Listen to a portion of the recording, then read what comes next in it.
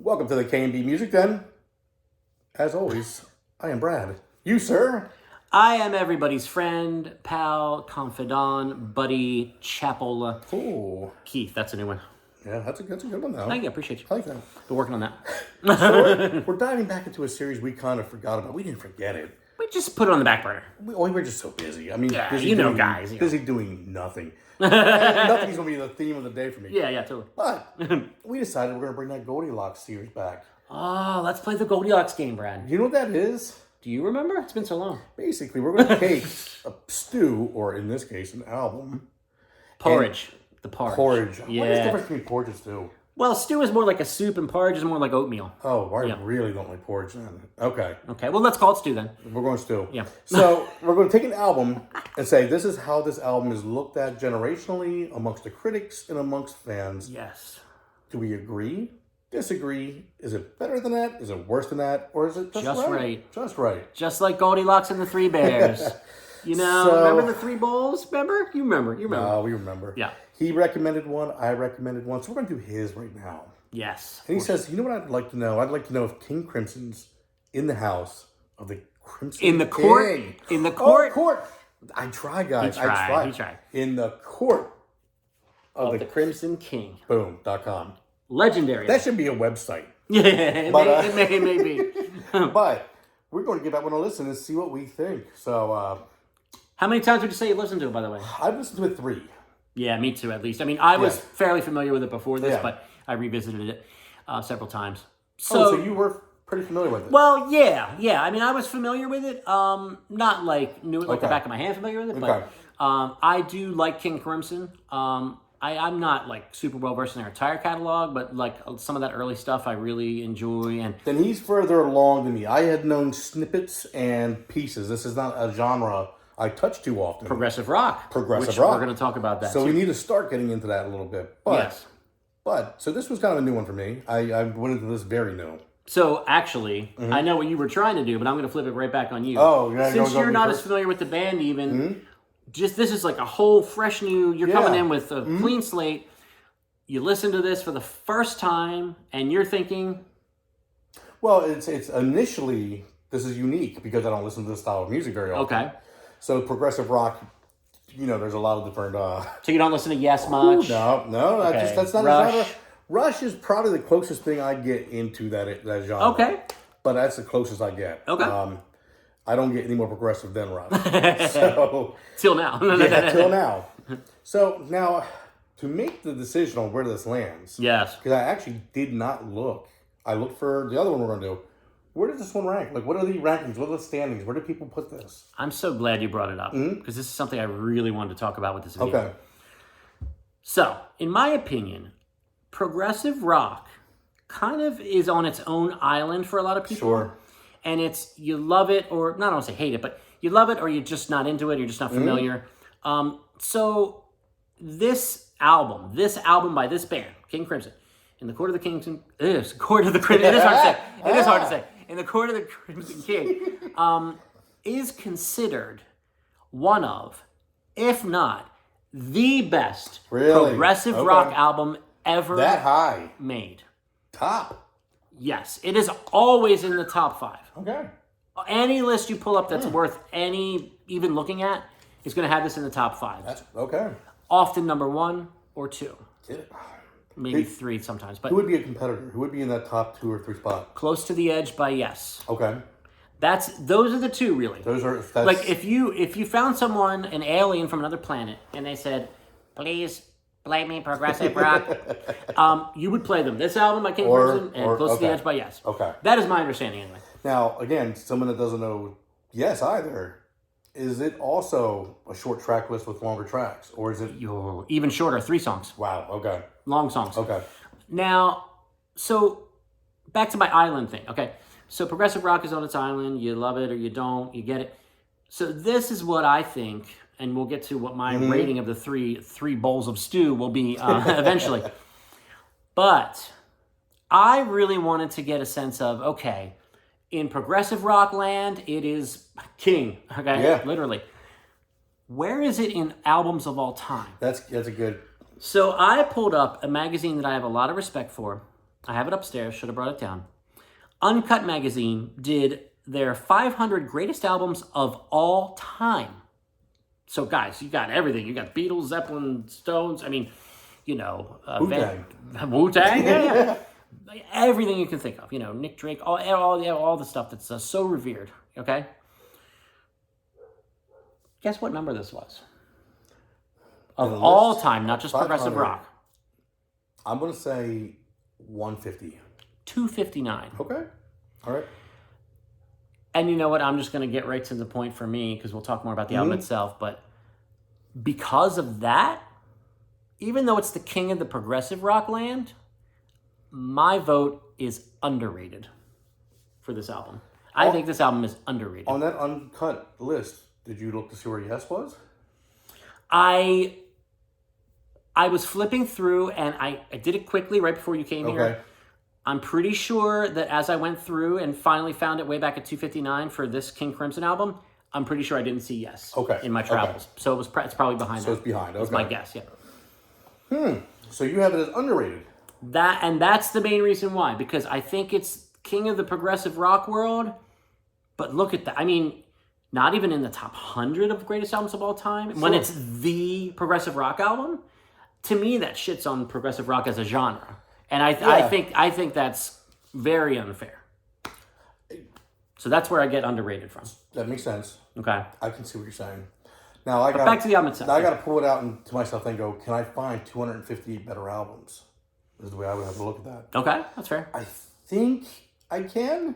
Yeah, but I wouldn't say by much. Yeah. So I would say the sounds, if you're saying it's considered number 1 or number 2 of progressive rock, yes, it's right in the middle of the top 500 of all albums of all time. I'd say it's probably ranked pretty fairly. Yeah. I would say this Just Right. Stew Just Right? is just right. Okay. And I was initially leaning towards Just Right, and then I thought to myself, that's where I got on this train. I got on this train of thought, or caboose for me. But I thought, now, okay, it's king of progressive rock. Where is it all-time albums? And then when I saw that 259 from a publication I have a lot of respect for and agree with a lot of the time, I thought to myself, you know what? I'm going to stick my flag in the ground here and say underrated for this album. I have no problem with that. Yeah. No, because you're right. As a genre, I think the genre might be underrated. Yes. And with this being the head of the genre, inherently it would be underrated. So, I mean... Ooh, I like that word. Yeah. So, as a listener, not being overly familiar with progressive rock music, progressive rock bands, what stood out to you? What did you enjoy the most? Did you enjoy the more upbeat, where there's like a tons of things going on? It's very impressive. Or the more the mellow stuff? My favorite, and it's funny thing is I had it in my brain and now I lost it. Track 3. What was that one called? It's Epitaph. Epitaph. Yes. That was my favorite of the album. I don't know what it was about that album. That track was stuck out to me. It's very good. Yeah. It is. Yeah. It is. I really enjoyed that. Now I had heard 21st Century Schizoid Man. Obviously, I think everybody has. I didn't realize how long it was and how the back end of that is pretty much just instrumental and. Well, and Kanye West sampled that. Yeah. I think that's where I was like, I know this. But it took me a minute. I was like, why does it sound familiar? Yeah. No, I'd say Epitaph was my favorite track on it. I do as we always do and say, would I buy this? Yeah, I mean, if I found that on vinyl for a good price, I'd buy it. Yeah, absolutely. That's great. That's great to hear because and another thing about that, because I knew we were going to get to that question too. I would say yes as well to that because I feel like there are certain albums, unless it's something that's just not your bag at all, you shouldn't feel the need to just buy something and say, look, I have it. But there are certain albums I feel if you have a pretty serious record collection and you consider yourself, a record collector, you should own this album. Oh, you should. You really should. Now, I don't typically do this, but I was on this website anyway for other things. I just like to go onto this website, so I'm going to plug it, to just look at, people put comments about different albums. And it's very interesting to me to see different comments, praising or pissing on or whatever. Yeah. So the website, if you don't know, it's called besteveralbums.com. Oh, yeah, I've heard. Have you seen it? Yeah. So I was on it for something else, like I said. I was in a mood for certain artists, so I started just reading their reviews. It's usually Bowie or Neil Young or Stones or something. I think it was Stones. So I was like, wait a second. Let me look up, I'm curious. Let me look up King Crimson. So I look up that album, and a lot of people made it a point to complain about the song Moonchild, the 4th track. Yeah. Because it's very long, and there's a very long extended section in the middle where the song breaks down into almost nothing. Yeah. I actually enjoy it. It didn't bother me. Yeah. I'm not surprised you said that's what it was, but... It goes on a bit long, yeah. But, I don't know. Like, the way I look at this with Moonchild is, these are extremely talented guys. Yeah. This is considered the progressive rock album, period, of all time. And they wanted that section to break down for that long. So they did it. Yeah. That's how I look at it. Yeah.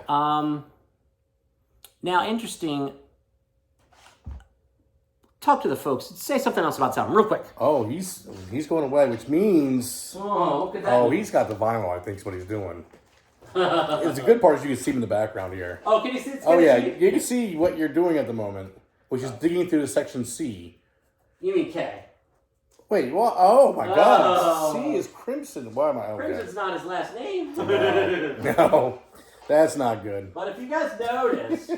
It is the King Crimson, you know what I mean? I'm grabbing 2 albums. Oh, shit, he did grab 2. So this one I bought recently, thinking, you know what? This is something I should have, because I do like King Crimson anyway. Mm-hmm. But the one from them I've already had for a while in my collection is an album they have called Red, which, by the way, I suggest you check out. How does it stand up to the other one? I might even prefer it. I might even prefer it. And that's not a crazy thing to say. Because these two, from what I see online and from what I feel from listening to their stuff, these are the biggies. Okay. These are the 2, 5-star. Oh, gotcha. Okay. So there's Red. Check it out. But yeah, and the album cover here is so iconic. Well, isn't Crimson also a color red? Yes. They're obsessed. They are. So, I mean, that is so iconic. That is an iconic album. Yeah. I mean, you'd have to put that in the top, 10 to 15 album covers of all time? Oh, absolutely. Yeah. Yeah, it's very iconic.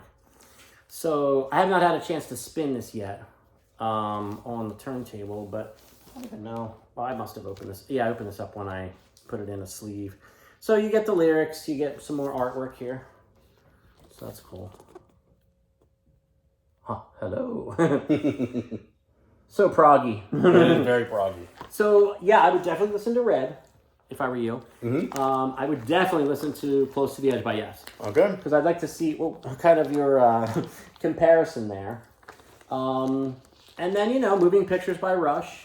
Okay, but see, that one I am familiar with that. Okay. Yeah.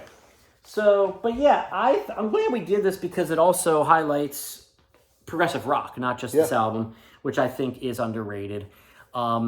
It's one of those things, because, you could say, well, okay, classic soul music.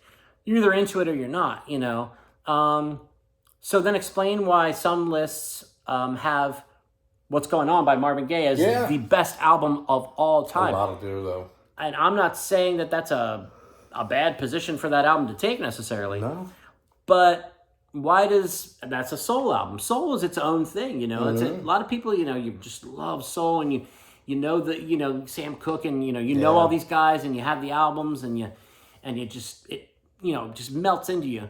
Or you're just not familiar, or it's not your cup of tea. You know what I mean? So, I get it. And again, and rock is just right down the middle for, most, who doesn't like the Beatles? Who doesn't like the Stones?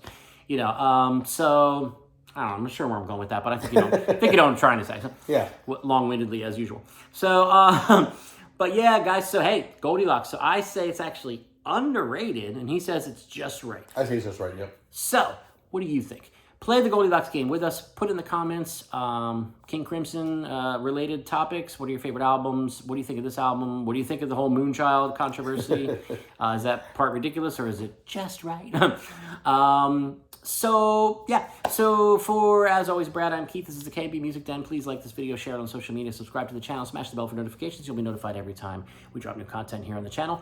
Goldilocks is back. There will be more to come soon. And let us know what you think of King Crimson. Is it underrated, just right, or do you think it's overrated?